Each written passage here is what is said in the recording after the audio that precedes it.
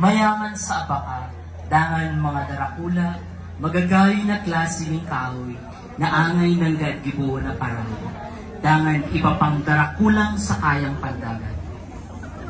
Kayto pa man, ang mga tao didi, may bigna ng mga parasira, dangan matitibay ng mga paragibong sakayan sa dagat.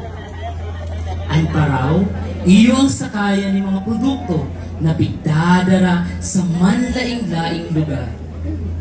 Ang panlatuan, naging daungan ng mga darakulang galyon sa panahon ng mga Kastila. Rason para maging mas progresibo ang lugar na ini. Dahil naghaloy, sarong tao ang nagmakuri sa mga obrador sa panlatuan na nag-abot sa madugong enkwentro sa lugar. Para isalbaran sa diri, naghanap ang mga tao ni mga istara na harayong didi. May napaduman sa Malbog, Albi, Pineda, Pangpang, Lunghid, Palanas, asin iba pa. Naging marahay ang pag-erok ang mga tao sa mga pueblo na ino. Nabuhay sila sa pagtanong, pag-ibon ng mga basket, pagsalapit, dangan pagsisira sa dagat. Una ninda, matrangkilo na ang lubos. Sarong makusog na bagyo, linog, dangan mga peste ang nag-abot sa saindang mga lugar.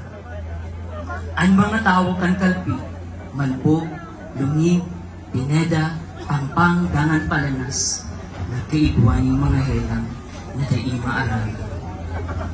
Labi-labi ang pagsari. Gabos, nag-aagrangay. Ang mga gurang sa lugar, nagkasararo. Na magibuliwat nin paraw, tanganing lunadan kan mga tao, pabalik para magtulog, maghagad ning tabang kay Nuestra Señora del Pilar.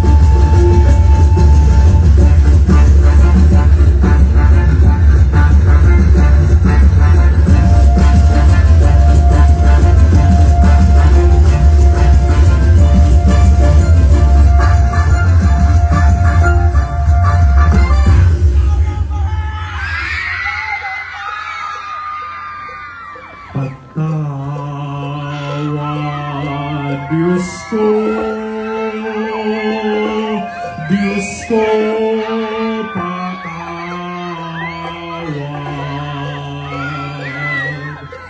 patawad kagurangan, patawad kang sala.